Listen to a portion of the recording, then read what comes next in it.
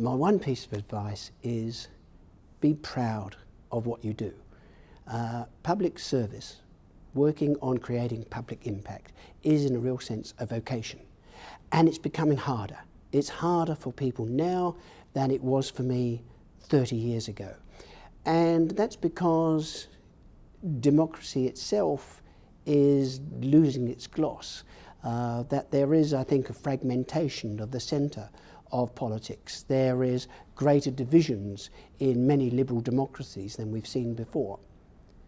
And yet what a public service does, what a public servant does, is to realise that they're non-partisan and apolitical, and they serve successive governments with equal commitment. In other words, what a public servant does is always trying to find moderation, compromise, negotiation through an iterative process, working with governments to create new policies and programs and services.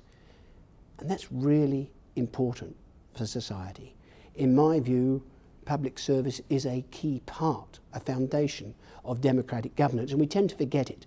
We tend to talk about governments and the legislature and the judiciary, and we tend to forget that a non-partisan, apolitical public service recruited on merit is a fundamental building block of democratic governance.